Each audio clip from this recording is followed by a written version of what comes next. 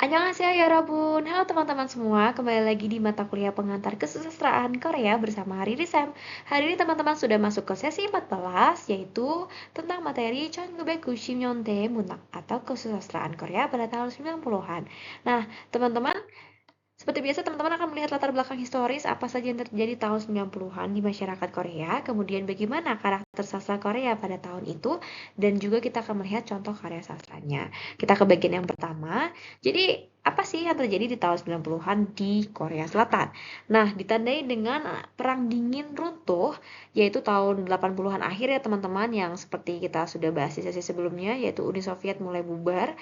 Nah, dengan runtuhnya Perang Dingin, maka itu juga menyebabkan fenomena deideologisasi gitu ya, nggak hanya di masyarakat Korea, tapi di luar negeri juga gitu. Jadi paham-paham seperti ideologi yang tadinya digalakan gitu ya, konflik ideologi gitu di masyarakat Korea sendiri itu juga mulai menurun.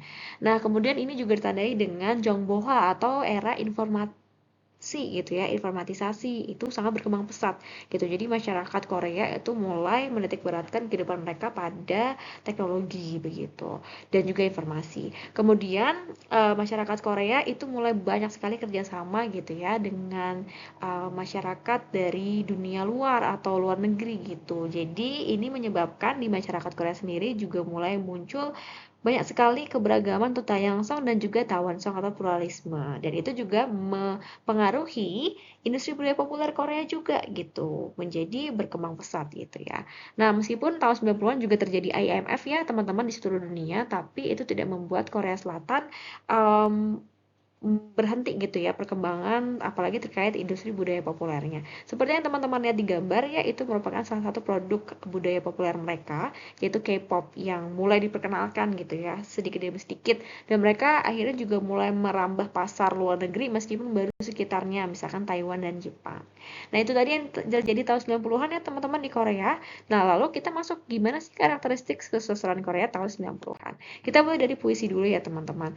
Jadi yang baru dari sastra puisi Korea pada tahun 90-an adalah munculnya puisi jenis Sengteshi atau tentang ekologis. Jadi ini puisinya representasikan terkait dengan lingkungan, mengkritisi lingkungan begitu ya. Jadi kalau biasanya puisi-puisi Korea zaman dulu itu hanya melihat objek alam saja gitu ya. Tapi kalau ini puisi ekologis ya titik beratnya pada lingkungan ya, kayak environment gitu. Dan kemudian mulai berkembang pesat lagi Yosong Juishi atau puisi terkait feminisme juga gitu. Jadi tahun 90-an itu sudah banyak sekali gerakan-gerakan perempuan yang anti patriarki juga, dan itu salah satunya dituangkan dalam karya sastra puisi. Nah, penulis representatifnya ada Jang Song Nam, ada Yuha, dan juga Ha Soo Kyung. Dengan salah satu karya representatifnya dari penulis Yuha yaitu Barambunan Harimyeon, Atku Jong Tunge, Kaya Hanta gitu ya. Nah, ini menceritakan gitu ya, satir gitu terkait dengan kehidupan di kota gitu ya, bagaimana masyarakat saat tahun 90-an tuh konsumerismenya tinggi begitu. Ya, nah itu tadi untuk puisi. Kalau prosa bagaimana? Sastra prosa Korea tahun 90-an, yaitu penulis representatifnya ada Shin Kyung-suk dan Yoon Dae-nyong dan juga Kim Yong-ha gitu. Jadi mulai makin banyak lagi penulis perempuan. Jadi lebih banyak dari tahun 80-an ya teman-teman. Nah, salah satunya ini ada Shin Kyung-suk, Punggemi Iton Chari gitu ya. Ini menceritakan tentang jadi menggunakan indera perasa ya, seperti penglihatan gitu ya. Ini menceritakan tentang bagaimana dia melihat ibu kandungnya dan ibu tirinya, dilihat dari bagaimana cara mereka berpakaian, penampilan mereka seperti apa gitu.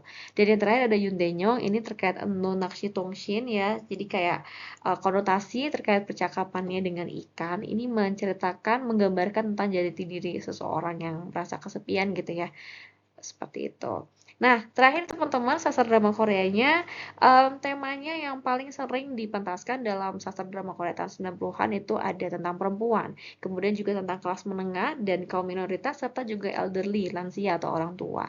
Nah, drama musikal juga mengalami peningkatan pesat ya teman-teman. Jadi hampir semua pementasan teater drama Korea itu temanya lebih ke musikal, bentuknya lebih musikal, dan itu terjadi sampai sekarang ya, sampai present day ya, sampai sekarang gitu. gitu, dan dinikmati tidak hanya untuk kalangan orang-orang senior gitu ya, tapi juga anak-anak muda. Nah, penulis salah satu representatif ya di tahun 90-an untuk penulis drama Korea ada Yoon Taek dengan karyanya Munjejok Ingan Yeonsan gitu ya, seperti teman-teman lihat di gambar.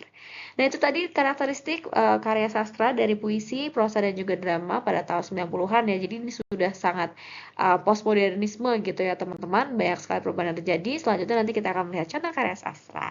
Terima kasih teman-teman. Kamsahamnida. Annyeong.